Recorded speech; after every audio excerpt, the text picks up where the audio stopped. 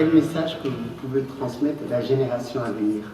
Je suis heureux de savoir qu'à Addis Abeba, il y a une présence française, présence franco-africaine, des échanges d'étudiants. C'est particulièrement important que la jeune génération soit reliée des toutes parts du continent africain à l'Europe. Grâce à la francophonie, il y a des liens importants. Il faut que ces liens soient développés. Ça donnera à une génération d'étudiants, donc de jeunes, la possibilité d'envisager un avenir plus commun entre Nord et Sud, entre Ouest et Est, et ce sont ces liens-là qui donnent à l'humanité son véritable sens. C'est donc tout à fait ce à quoi il faut penser pendant ces dialogues en humanité. Qu'est-ce que vous direz si vous envoyez un message à la jeunesse? Ils ont une aspiration à une autre vie que celle qu'on leur promet, notre civilisation. Il y a une aspiration à la communauté, à la solidarité que détruit notre civilisation. Il y a une autre aspiration, mais est-ce que cette aspiration peut pouvoir s'exprimer? Elle s'est exprimée en mai 68 et puis elle s'est dispersée. Alors, on va voir. Moi, je continue à travailler dans le sens de ce que je crois. Que je sois vaincu, gagnant, ça ne dépend pas de moi, mais c'est des choses qu'il faut faire. Il faut continuer à se battre, et je dirais à la jeunesse, essayer de vivre dans la solidarité, dans l'amitié, et de refuser la tyrannie de l'argent. Voilà ce que je dirais.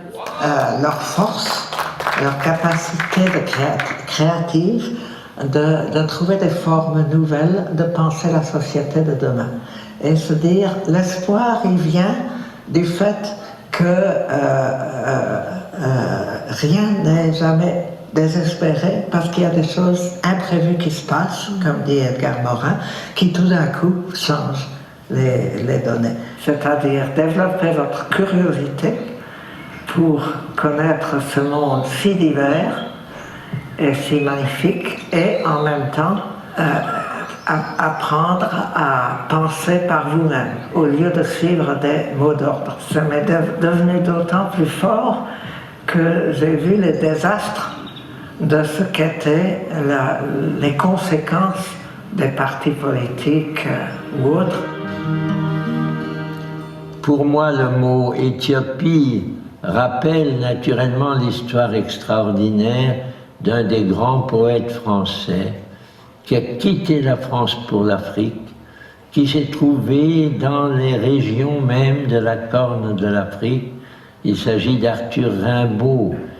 Je pense tout à coup à un petit poème très court de lui qu'il a appelé « Sensation », et où il dit « Par les soirs bleus d'été, j'irai dans les sentiers, picoté par les blés, fouler l'herbe menue. Rêveur, j'en sentirai la fraîcheur à mes pieds, je laisserai le vent baigner ma tête nue, je ne parlerai pas, je ne penserai rien, mais l'amour infini me montera dans l'âme, et j'irai loin, bien loin, comme un bohémien par la nature, heureux comme avec une femme. » Arthur Rimbaud.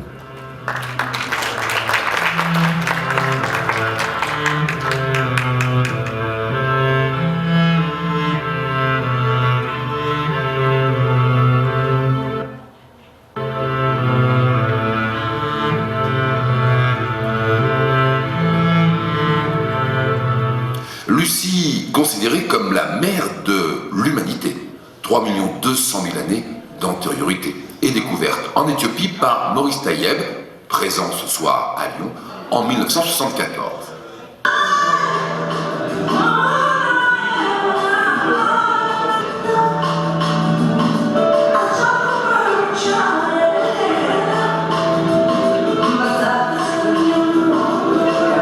Avec la découverte de Lucie, le 24 novembre 1974, dans la vallée de la Ouache et la dépression d'Afar en Éthiopie, On ne savait pas qu'on avait trouvé quelque chose qui va nous permettre de dire qu'on est tous d'origine africaine. Tous.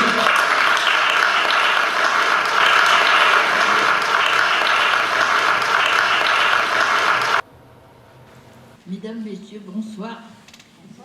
Je voudrais tout d'abord remercier M. Chauqui et les organisateurs de cet événement qui me ravit et je suis vraiment honorée d'être parmi vous ce soir. Pourquoi bon, non, normalement c'est le début. Hein. Pourquoi tu bouges? Il ne faut pas bouger. Non, il ne faut pas bouger avec la souris. Je reviens. Il faut revenir. Bon, ben oui. Bon, vous avez vu tout à l'heure une photographie de notre collègue Maurice Ayeb, à qui l'on doit beaucoup pour la découverte de Lucie. Il nous a quittés il y a quelques mois.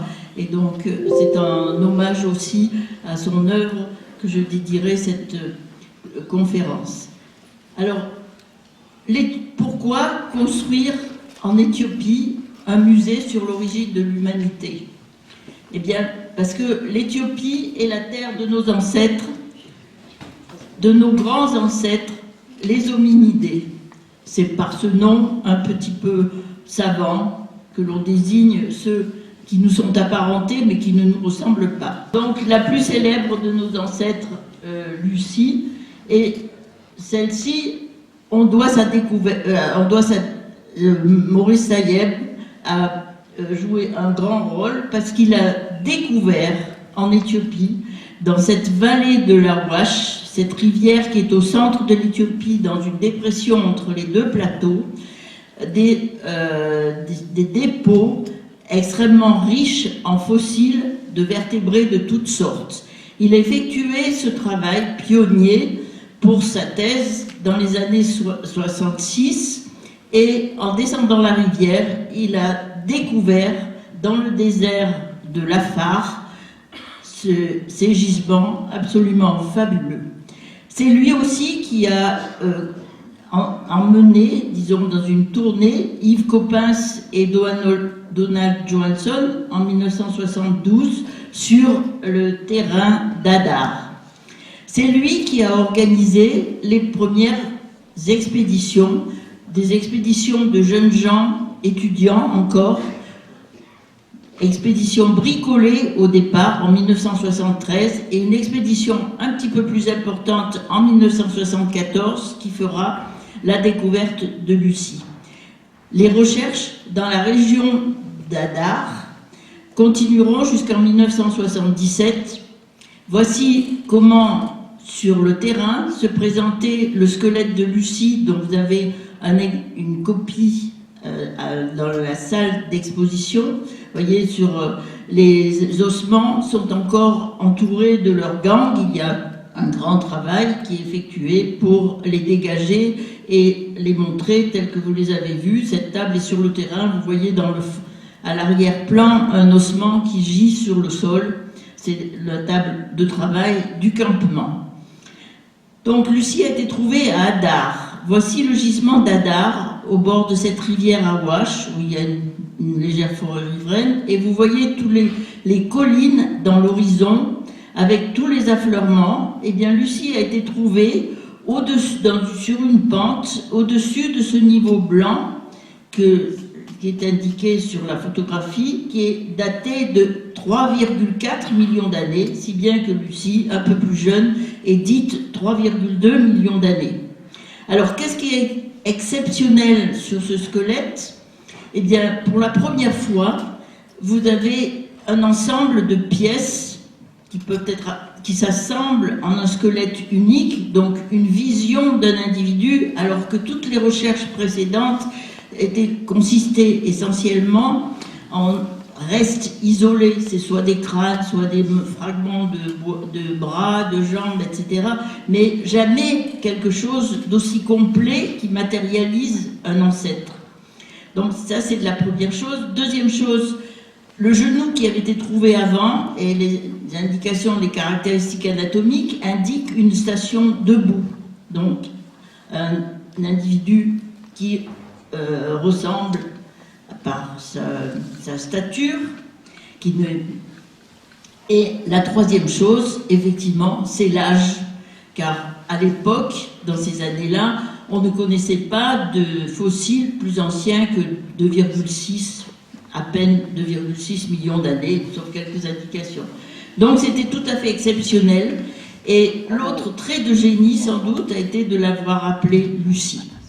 Bon, tout le monde sait pourquoi, je ne vais pas insister là-dessus. Donc il y avait tous les acteurs de ces expéditions qui ont été une œuvre de groupe, ont écrit chacun leur livre, et vous connaissez tous les ouvrages qui sont les ouvrages de Yves Coppens, et dont il parlera peut-être tout à l'heure. Alors, les questions qu'on me pose souvent, c'est comment se fait-il et pourquoi est-on allé chercher nos origines en Éthiopie? Il y a cela trois raisons principales qu'il faut chercher dans les recherches qui précèdent ces explorations. Alors, il y a d'abord une exploration historique au début du XXe siècle, ensuite une expédition préliminaire d'un paléontologiste, et enfin trois grandes expéditions internationales qui s'étalent entre 1967 et 1973. Très rapidement, sur chacun de ces aspects, voici ici cette fameuse exploration scientifique du vicomte Dubourg de Bozas, qui était le fils d'un écuyer de Napoléon III et qui voulait entreprendre une traversée de l'Afrique depuis le Djibouti jusqu'au Congo. Il avait mis sur pied une expédition très abondante avec des aides et il était devenu déjà un des amis de l'Éthiopie, puisqu'il a été un ami personnel de l'empereur Ménélique II. Ce hobereau, qui était introduit dans les milieux scientifiques académiciens en France, s'est adjoint la collaboration d'un jeune homme à l'époque, qui s'appelle le docteur Brumpt, qui était un médecin, mais qui avait été, dans sa jeunesse, préparatoire dans un muséum. À l'époque, on faisait plein de choses. On pouvait être médecin, mais s'occuper aussi de paléontologie. Et en chevauchant, au cours de leur périple, vous voyez sur cette carte le trajet en pointillé de ce périple, lorsqu'ils traversent ici au sud de l'Éthiopie, au nord d'un grand lac qu'on appelait à l'époque le lac Rodolphe, mais qui s'appelle le lac Turkana, dans lequel se jette une rivière qui s'appelle la rivière Omo. Et en traversant cette rivière, ce docteur Brumpt s'est aperçu de tous ces... Il a vu toute une faune, les fossiles de vertébrés, de toute la faune africaine, des girafes, des rhinocéros, des antilopes, etc. Il était absolument émerveillé. Donc il a demandé il a collecté ces ossements. Ces ossements ont été emballés dans des malles qui sont partis, c'est toute une histoire, par le port de Mombasa, et qui ont atterri, qui ont été au muséum à Paris. Donc à Paris, voilà, dans les années 1930, vous regardez ici, il y avait un professeur qui s'appelait un grand professeur de paléontologie, Camille Arambourg, et intrigué par la qualité des ossements et par le fait que ces ossements traduisaient l'origine de la faune africaine, il a organisé en 1933 une expédition où ils étaient 2 personnes du muséum avec cette petite camionnette que vous voyez là. Et c'est lui qui a établi les bases, disons, scientifiques et géologiques de l'intérêt de ces gisements dans la vallée de l'Omo. Il a écrit des livres détaillant, décrivant toutes ces faunes fossiles, des livres qui sont encore utilisés par les paléontologues aujourd'hui. Il faudra attendre une trentaine d'années, parce qu'entre les deux, il y a la guerre, donc il ne pourra pas retourner. Et ce n'est que dans les années 60, en 1967, qu'il va retourner sur le terrain. Ici, vous le voyez en compagnie de Yves Coppens, ils ont tous les deux un chapeau. Le professeur Arambourg, qui a 85 ans à l'époque, s'appuie sur sa canne. Et donc, c'est lui qui dirige la première expédition française, qui est associée à 2 autres expéditions, une expédition américaine et une expédition kenyenne, qui sont dans les environs. Hélas, le professeur Arambourg décède 2 ans plus tard, et c'est donc le professeur Yves Coppens qui prendra la direction de cette superbe expédition. Alors, ces expéditions internationales, elles sont vraiment la clé de toutes les recherches qui suivront, qui suivront. Et en effet, par la diversité des fossiles, par la précision qu'on va obtenir sur les datations grâce à la mise en route de méthodes physiques qui sont développées dans ces années-là par l'université de Berkeley, on aura tout un laboratoire, disons, d'études multidisciplinaires qui vont servir de référence aux travaux ultérieurs. Bon, je vous ai présenté ici quelques photographies des campements de l'époque. On est dans la période, une période faste, les 30 glorieuses. Les chercheurs disposent de moyens financiers importants. Ce sont de grandes expéditions célèbres et qui impliquent un très grand nombre de chercheurs pendant plusieurs années. Donc vous voyez ici sur la photo qui est en bas avec les 2 personnages, sur la colline, il y a une petite falaise, et ces falaises, ce sont des falaises de dépôts volcaniques, c'est-à-dire des cendres, et ce sont ces cendres qui, exceptionnellement, possèdent les minéraux qui vont permettre des datations physiques et des datations absolues, c'est-à-dire qu'on va pouvoir donner un âge en millions d'années, ce qui précédemment n'était pas possible. Et comme il y a des dizaines de ces cendres volcaniques, on va, voilà, vous voyez que dans cette étendue immense, c'est absolument des gisements fabuleux qui sont inscrits au patrimoine de l'humanité, peut-être pas tout à fait encore dans cette forme, mais si vous voulez, qui contiennent une richesse d'informations absolument exceptionnelle. Aujourd'hui, disons donc, ces dépôts géologiques de la vallée de l'Omo sont remarquables par l'ensemble des études qui ont été faites, elles sont énormes, donc par l'abondance de la faune et des restes de tous les animaux, par l'étendue des dépôts qui permettent des études géologiques très approfondies, par la possibilité de datation, et ces datations aujourd'hui, ça repose sur au moins une centaine de niveaux, je ne peux pas vous expliquer tout l'ensemble, mais on a là donc une séquence temporelle qui va de 4 à 1 million d'années et qui va servir de référence non seulement aux gisements qu'on trouvera plus tard en Éthiopie, mais elle sert de référence à toute cette période pour l'ensemble du continent africain. Alors, en ce qui me concerne, j'ai eu la chance d'avoir été invité par Yves Coppens à participer à l'expédition française. Ma spécialité, bien qu'étant géologue, a été d'étudier, d'essayer de tenter de reconstituer les environnements dans lesquels vivaient ces premiers hommes, hominidés. Et j'ai développé une méthode qui consiste à analyser les grains de pollen fossiles. Alors vous voyez, le pollen, c'est microscopique. Bon, il faut toute une cuisine pour pouvoir les observer sous le microscope. Et on observe à ce moment-là des quantités de détails qui permettent d'attribuer chaque forme à une plante déterminée. C'est pas tout à fait aussi simple que ça, mais je ne veux pas rentrer dans le détail. Et donc, les résultats de ce travail, en ce qui concerne la vallée de l'Omo, que vous voyez sur la photo à gauche de l'écran, oui. Donc, elle se situe dans une région subdésertique, qu'on peut appeler une savane, la région avec le long de cette énorme rivière qui draine les plateaux éthiopiens au sud et au sud-ouest, près de la frontière du Kenya, j'insiste bien sur cette région. Vous voyez donc qu'il y a 2 types de milieux et en même temps, dans les pollens, on trouve des apports de pollen qui viennent de plantes qui sont des forêts de montagne et qui occupaient les versants des montagnes avoisinantes. Bon, donc j'ai travaillé les 2 expéditions françaises et américaines, et dans le livre, c'est un petit peu cette histoire que j'ai voulu raconter et faire revivre avec des anecdotes.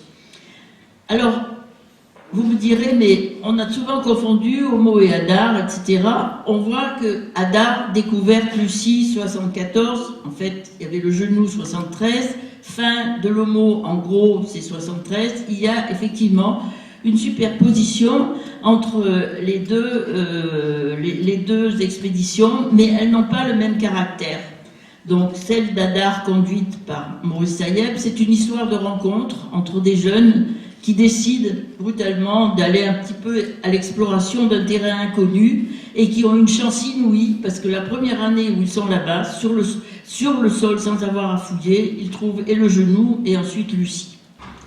Bon, les recherches s'interrompent pendant une dizaine d'années, l'Éthiopie connaît des troubles, ce n'était plus possible. Mais elles vont reprendre dans les années 1990, et cette fois-ci, elles reprennent à la fois à Hadar et dans les sites proches, et elles sont le fait simplement d'une équipe essentiellement américaine qui va disposer de moyens financiers importants grâce à la création d'un institut aux États-Unis. Et donc, voilà, je voulais montrer un petit peu qu'on connaît Lucie, mais il y a aussi beaucoup d'autres restes, y compris dans le site d'Hadar, par exemple, sous cette falaise, là, à la suite de fouilles qui ont été effectuées parce qu'il y avait des échantillons qui avaient été trouvés en surface, eh bien, il y a une douzaine d'individus qui ont pu être documentés. On peut savoir qu'il y en a 12, parce que si vous trouvez deux bras gauches, ça veut dire que vous avez au moins 2 personnes avec des individus plus ou moins âgés, etc. C'est intéressant, pourquoi? Parce que si on trouve ces squelettes rassemblés au même endroit, cela veut dire que ces individus vivaient en groupe. Les recherches qui se sont poursuivies pendant une dizaine d'années ont mis à jour au moins plus de 400 restes osseux correspondant à Lucie. À Lucie, dont l'espèce a été appelée Australopithecus afarensis, c'est-à-dire un australopithèque qu'on connaissait, et de l'afar. Et vous voyez donc que Lucie, c'est un individu, mais l'individu appartient à une espèce qui est amplement documentée. Elle est documentée aussi par la présence de crânes qui ont été trouvés ultérieurement, et ces crânes montrent une différence de taille entre les hommes et les femmes. On appelle cela le dimorphisme sexuel. Il y a eu des mains qui ont été trouvées, il y a eu des pieds qui ont été trouvés. L'important aussi, c'est que dans l'anatomie qui a été trouvée, disons que la station debout de Lucie n'était pas tout à fait complète et qu'elle avait la possibilité de se suspendre et d'avoir une station, disons, arboricole, un mode de vie arboricole. Bon, si vous voulez, on va terminer un petit peu sur Lucie avec... Alors, ces reconstitutions de paysages, je dois dire, comme les dessinateurs me demandent jamais mon avis, parce que souvent, ils vont mettre un arbre qui ressemble à un chêne, alors que je pourrais leur donner disons, des photographies de plantes qui existaient à l'époque. Ça peu importe. Mais ce que je voulais dire, c'est que souvent on demande quel était l'environnement. Alors, c'est très difficile de répondre. D'une part parce qu'on ne possède pas beaucoup de documents. Bon, après avoir étudié les pollens, il y a aussi des fruits fossiles, des bois fossiles qui ont été étudiés. Ce qu'on peut dire, c'est que la période autour de 3 millions d'années est vraisemblablement beaucoup plus boisée que les périodes qui suivent. Alors, en ce qui concerne Hadar, j'ai pas d'informations sur exactement le niveau de Lucie, mais on sait qu'il y avait des lacs, et autour de ces lacs, les pollens montrent la présence de marécages avec des roseaux. Il y avait beaucoup de roseaux et des arbres. Et parmi ces arbres, il y a beaucoup d'espèces qui appartiennent aux forêts de montagne actuelles. J'en ai déduit et j'avais fait des statistiques avec une méthode un peu particulière qui permettait de montrer qu'il pleuvait davantage qu'aujourd'hui dans cette région qui est vraiment désertique.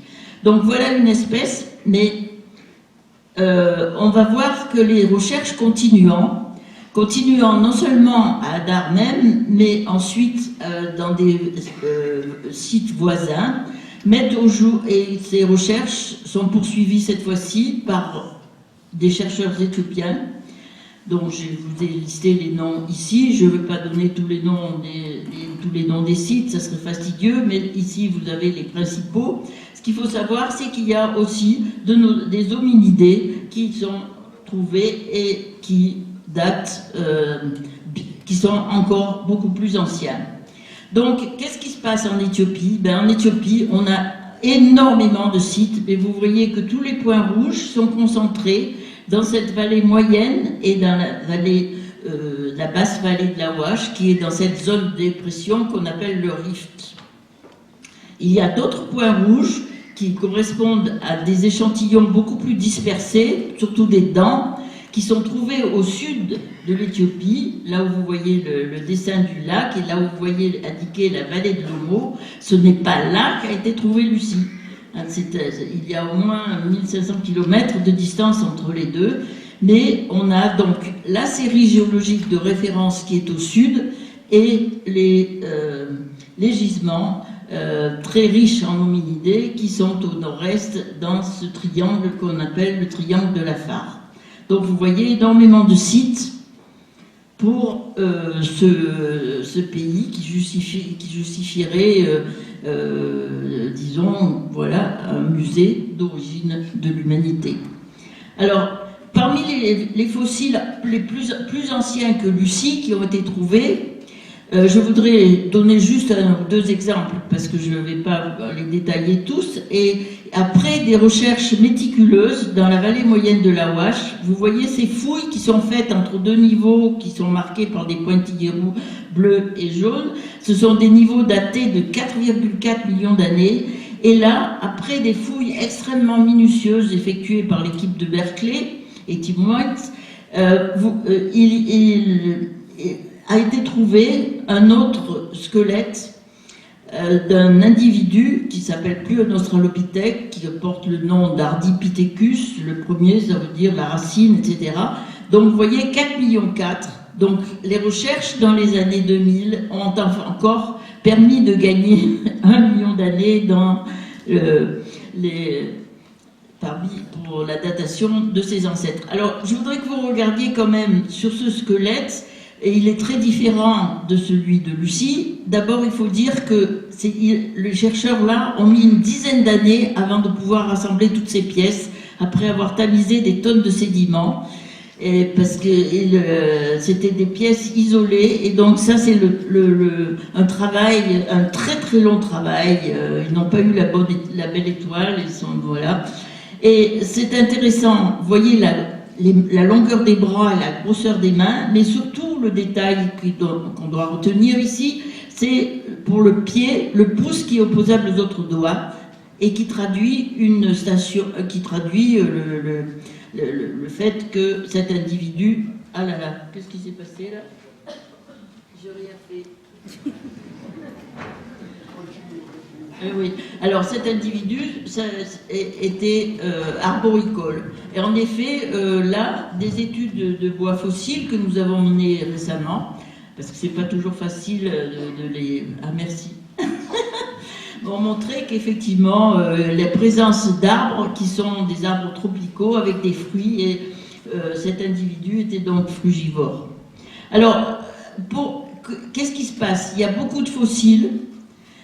Ici, je vous ai juste résumé entre 4 et 3 millions d'années pour vous montrer antérieur à Lucie. Les colonnes de différentes couleurs vous donnent des indications qu'il s'agit de plusieurs types d'individus. Je vous fais grâce des noms que les spécialistes donnent et qui parfois correspondent pas à un squelette complet, mais simplement à un fragment. Et vous voyez à droite le rectangle violet vous indique que Lucie, l'espèce Australopithecus afarensis, est celle qui vit le plus longtemps. Voilà une espèce sans doute très adaptable qui persiste pendant presque 1 million d'années, pas tout à fait, et donc qui reste là malgré des changements dans le climat. Okay. Bon, je vais simplifier ici pour vous donner une petite idée de la façon dont on voit, les anthropologues voient aujourd'hui la signification des squelettes de Lucie, la Pharyncis, qui demeure un demi-siècle plus tard encore très importante parce que bien qu'il y ait des antécédents, et on voit qu'elle est à la jonction de deux grandes lignées qu'on peut appeler d'une part à droite la lignée des australopithèques robustes, autrefois dit robustes, maintenant appelés paranthropes, qui sont des individus végétariens et qui s'éteignent autour de 1,5 million, tandis que la lignée qui est à gauche aboutit au genre Homo, qui est le genre auquel appartient notre espèce. Bon, je vais, je crois, terminer ma présentation ici et en donnant la parole à Monsieur Coppens.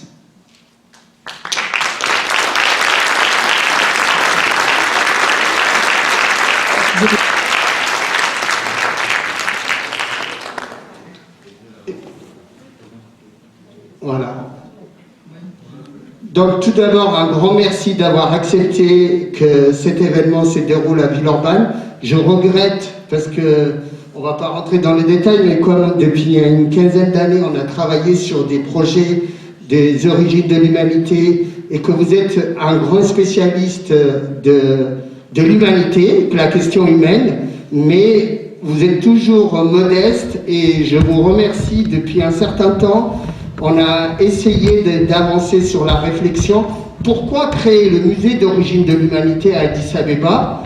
Et Raymond a quelques mots, elle avait répondu. Et on vous laisse la parole et merci encore d'avoir accepté. Comme Villeurbanne est capitale culturelle de la France, c'est la première événement qui se déroule. Et au nom de la ville de Villeurbanne, parce que le maire aussi vous remercie d'avoir accepté cet événement, et je vous laisse la parole encore. Merci. Merci beaucoup. Est-ce que vous m'entendez? Faites-moi signe d'abord. Vous m'entendez? Ok, très bien. Merci beaucoup. Donc bonjour à tout le monde. Merci, merci d'abord à la ville de Villeurbanne de nous recevoir tous. Merci Monsieur Chouki, merci à l'association France-Éthiopie et puis à ce grand projet de musée de nous recevoir, Raymond et moi-même aujourd'hui, pour vous raconter de vieilles anciennes histoires d'Éthiopie, très très anciennes d'abord avec les Hominiqués et puis assez anciennes avec nous-mêmes. Et je suis évidemment ravi d'être parmi vous, bien que ce soit de cette manière un petit peu virtuelle. Bon, je reprends un tout petit peu l'historique que vous avez déjà entendu par Raymond. Au tout début de l'histoire, Maurice Taïeb, qui était géologue donc, et qui nous a quittés seulement l'année dernière, il y a quelques mois, Maurice Taïeb préparait sa thèse sur le bassin du fleuve Awash. Et c'est en préparant sa thèse en tant que géologue qu'il a trouvé un fossile de vertébrés. Vous m'entendez? Très bien. Merci. Un premier fossile de vertébrés. Alors pour le public, ça va l'amuser. Le fossile de vertébrés que Maurice Taïeb a recueilli, c'était un chicot de dents d'éléphant. C'était un gros morceau comme ça. Et donc il vient me voir, parce que je suis paléontologue, il vient me voir avec sa découverte et il me dit de quoi s'agit-il. Alors moi je trouve que je suis paléovertébriste, c'est-à-dire que j'étudie les vertébrés anciens, et donc je connaissais bien les éléphants, et donc je n'ai pas eu de peine du tout à déterminer ce morceau de dents que Maurice avait découvert. Et je lui ai même dit tout de suite que c'était une certaine espèce, qui s'appelle Ricky, peu importe, une certaine espèce que je connaissais bien, d'éléphant, et que cette espèce-là se trouvait avoir vécu entre 2 et 3 millions d'années. Donc dès le premier fossile d'animal, il a été possible de situer cette découverte dans le temps, après que Maurice l'ait située dans l'espace. Et donc il a fait d'autres récoltes qui ont confirmé la première, et comme Raymond vous l'a dit déjà, nous sommes partis à quatre personnes, Maurice Taïeb et moi, et puis Donald Johanson et Kalb, 2 Français et 2 Américains, en 1972. Et pour le public, il faut savoir que quand on part comme ça dans des régions lointaines, dans des régions où il n'y a pas trop de recours de quoi que ce soit, ça peut vous amuser de savoir que Donald Johanson, John Kalb et Maurice Taïeb étaient partis sur le terrain, que je suis arrivé en retard et que je suis parti d'Addis Abeba pour les rejoindre, 700 km dans le désert, en faisant du stop. Quand on est jeune, on fait n'importe quoi. En 1972, je suis parti en stop d'Addis Abeba pour rejoindre mes copains, je ne savais pas trop où, quelque part dans le désert. Et aussi curieux que ça puisse paraître, je suis arrivé. Il y avait une compagnie allemande qui à ce moment-là faisait une grande route entre Awash Station, un petit village, et puis la côte de l'océan Indien. Et donc j'ai profité des camions allemands de préparation de cette route pour arriver en mettant le pouce en l'air, pour arriver en stop jusqu'à mes amis. Donc à tous les quatre, c'était en avril 1972, il faisait très très chaud, il faisait une chaleur terrible, et on a fait une prospection importante, on a trouvé beaucoup de restes de vertébrés, d'animaux, mais pas de restes d'hominidés. Et puis on est reparti l'année suivante, comme vous l'a dit aussi Raymond, en 1973, et dès 1973, nous avons trouvé des restes d'hominidés tout à fait comparables à ceux que l'on va trouver par la suite. Un fragment d'abord de crâne, un fragment temporal, et puis ce fameux genou qui nous a évidemment interpellés, et ce genou que j'avais appelé le genou de Claire. C'est-à-dire qu'avant Lucie, il y a eu Claire, mais Claire a été complètement effacée par Lucie, évidemment, écrasée par Lucie, parce que la découverte d'un genou, c'est bien, mais la découverte de 52 ossements, c'est mieux. Donc, il se trouve que John Kalb nous a quittés, c'est pour ça qu'on est resté 3.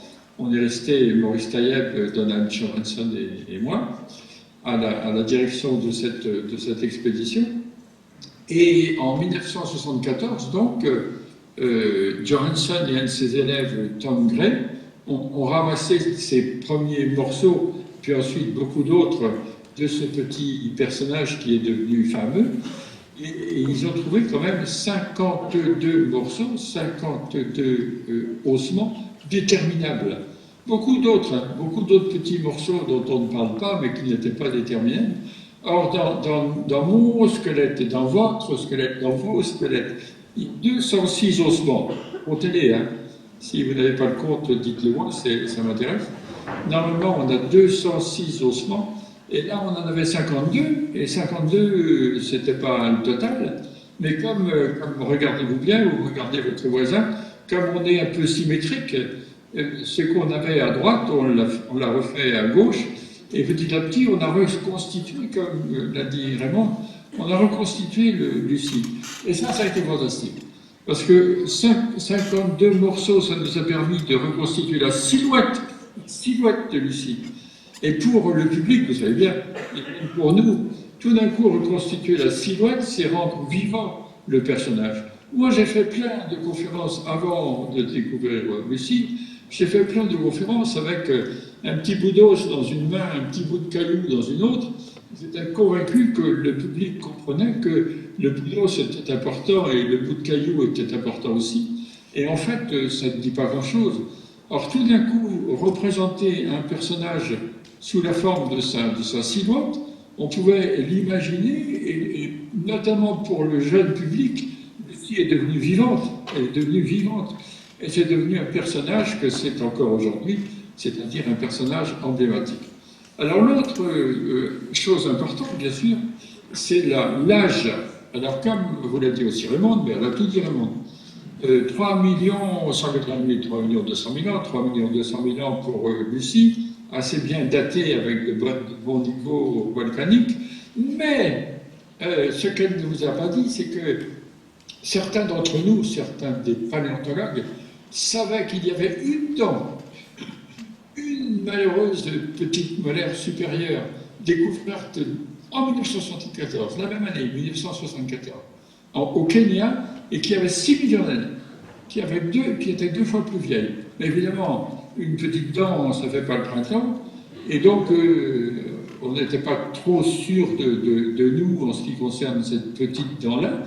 Et en fait, cette petite dent-là, c'était le premier fossile d'une espèce nouvelle qu'on a appelée plus tard aurorine, et qui en effet a 6 millions d'années.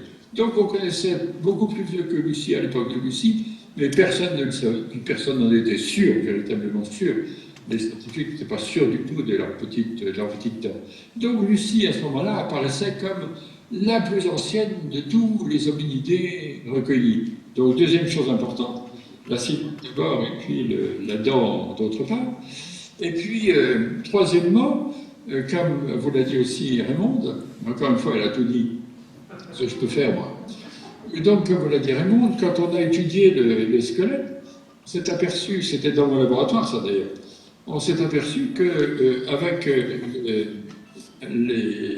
l'allure du bassin, l'allure de la colonne vertébrale, Lucie était véritablement debout, mais avec l'allure du tibia du genou, des pieds, de la partie inférieure du membre inférieur, et le membre supérieur, elle était incontestablement grimpeuse. Donc elle grimpait d'une part, elle marchait d'autre part. C'est la première fois, c'est grâce à Lucie qu'on a découvert que tous ces préhumains étaient bilocomoteurs. Bilocomoteurs, ils pouvaient aussi bien marcher que grimper. Alors elle ne marchait pas très très bien, bien sûr, puisque pendant ce temps-là elle grimpait pas mal, mais c'est assez extraordinaire. Enfin, cette découverte est en effet assez extraordinaire. Alors je vous la décris très rapidement, et puis bien sûr très rapidement. Imaginez un personnage debout, donc le crâne, au lieu d'être au bout d'une colonne vertébrale comme un animal à 4 pattes, imaginez un animal à 4 pattes et le personnage debout. L'animal à 4 pattes, comme votre petit chien, il a le crâne au bout de la colonne vertébrale, comme ça, au bout du corps, et là ça change tout. Vous mettez la colonne vertébrale verticale, et du coup, le crâne prend une position différente sur la colonne vertébrale. Et cette position différente, d'ailleurs, facilite ensuite le développement du cerveau. Enfin, peu importe, ça dégage le crâne d'une certaine manière, mais ça, c'est une conséquence tout à fait secondaire. Ensuite, la colonne vertébrale, il faut tenir debout. Chez votre petit chien, la colonne est toute droite. Chez nous, la colonne, elle fait des courbes. Il y a 4 courbures. Qu'on appelle des syphoses et des orthoses, et ces syphoses et ces courbures sont essentielles pour l'équilibre de la colonne vertébrale. Bien sûr, il faut tenir debout, hein, c'est pas le tout. Donc, la colonne vertébrale, elle a les 4 courbures, et quand on étudie les vertèbres de Lucie, on n'a pas les vertèbres cervicales. Mais on a beaucoup de vertèbres thoraciques, on a les vertèbres lombaires, on a le sacrum superbe entier, et tout ça montre qu'elle avait déjà les 4 courbures. Donc elle était vraiment debout par la colonne vertébrale, avec des courbures un petit peu allongées. Enfin, quand même, il ne faut pas être trop exigeant, Et puis le bassin, alors le bassin, regardez vous-même, mettez-vous debout, vous allez voir, par rapport à votre petit chat, votre bassin, non seulement il va servir pour la locomotion, non seulement pour nos femmes, il va servir dans la parturition, dans l'accouchement, mais le bassin, en l'occurrence, quand on est debout, il a un boulot supplémentaire, il faut qu'il porte tous les organes. Il faut qu'il porte les organes. Pour moi, c'est un gros morceau. Hein. Donc, ce portage va faire que le bassin va s'écraser. Et le bassin, au lieu d'être très allongé, comme chez le chimpanzé par exemple, il va être de très peu de hauteur et très large et de très peu de hauteur. Ça s'appelle un bassin en pression. Et ce bassin en pression, d'ailleurs, va créer des problèmes de parturition, d'accouchement. Et là, la difficulté de l'accouchement de la femme depuis, enfin encore aujourd'hui, elle est due à ce redressement du corps. C'est une espèce de conflit entre l'accouchement et la station debout. Quelle drôle d'idée de se mettre debout. Hein. Enfin, ça a créé quand même quelques avantages puisqu'on est encore debout. Voilà, je suis assis. Donc, on continue. Le fémur, il est bien, il a un col un petit peu long et il a un corps un petit peu oblique, mais ça c'est bien. Le corps oblique, ça veut dire que le corps du fémur s'efforce de rejoindre l'axe de gravité du corps. Donc c'est aussi dans le sens de la station debout, mais l'articulation du genou, ça ne marche plus, c'est le cas de le dire. C'est-à-dire qu'au moment de l'articulation du genou, on se trouve avec une articulation de grimpeur, une articulation qui ressemble à celle du chimpanzé, qui n'est pas aussi serrée qu'elle l'est chez nous. Forcément, nous, on ne fait que marcher. Donc on a un genou très bloqué, alors que comme Lucie grimpait et marchait, elle a un genou beaucoup plus lâche, qui a beaucoup plus de valeur, de possibilités, de latitude. Et quand on regarde le membre supérieur, c'est l'inverse. Quand on regarde le membre supérieur, les articulations aussi bien de l'omoplate que du coude que du poignet sont des articulations extrêmement solides tout simplement parce que essayer de grimper, moi je peux plus, hein. Mais quand on grimpe, il ne faut pas évidemment que le coude dérape, donc pour que le coude tienne bien, je dis bien, qu'il soit solide, il faut une bonne articulation, par exemple, du coude. Et cette articulation du coude, quand on étudie les ossements de Lucie, elle est double. Au lieu d'avoir une seule gorge, une seule attache, une seule articulation pour l'humérus, il y en a deux. Il y a deux gouttières pour attacher le muscle. C'est-à-dire qu'elle avait un membre supérieur extrêmement solide, un membre inférieur un petit peu moins, alors que nous, on a un membre supérieur pitoyable, qui pendouille, et alors que Lucie a un membre inférieur qui lui est un petit peu aussi ballant pour faciliter la grimpette. Donc voilà le petit personnage que nous avons eu la chance, le bonheur, l'honneur de mettre au jour.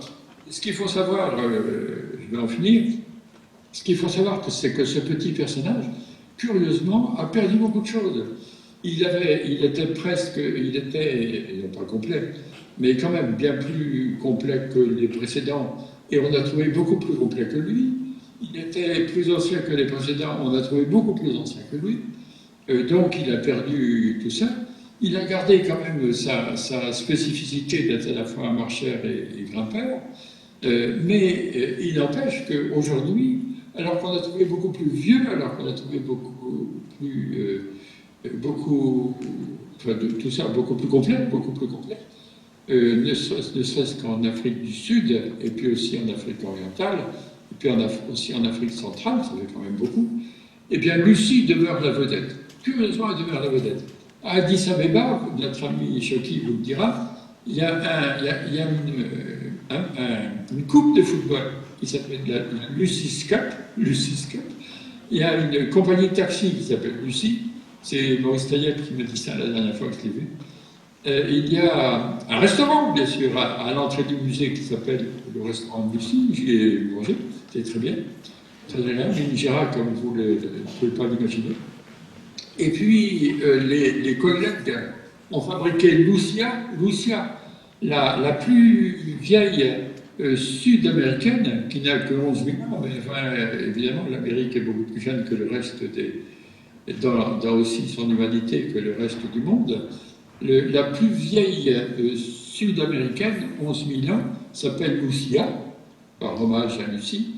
Et puis le plus vieil ancêtre commun, le plus vieil ancêtre que nous partageons, qui a plusieurs milliards d'années, il a été appelé Luca. Luca, ça veut dire Last Universal Common Ancestor. Évidemment, c'est aussi en hommage à Lucie. Et puis, alors, il y a plein de choses, qu'est-ce que je peux vous dire?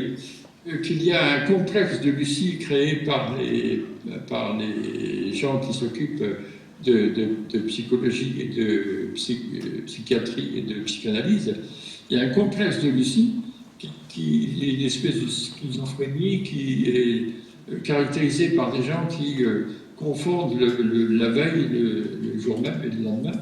C'est un peu curieux. Et puis il y a aussi le syndrome de Lucie. Alors le syndrome de Lucie, c'est une maladie, c'est un traumatisme qui arrive souvent aux footballeurs, notamment aux sportifs en général. Et c'est parce que les sportifs, quand ils ne se mettent pas en position presque à quatre pattes avant de faire un sprint, ils se font des claquages. Alors ça voudrait dire que Lucie s'est mise debout trop vite, mais le syndrome de Lucie, c'est désormais une maladie, un traumatisme qui est très connu des médecins du sport, etc. Et alors, pour finir, je regardais le ciel. Vous regarderez le ciel ce soir. Dans le ciel, il y a un astronome canadien qui a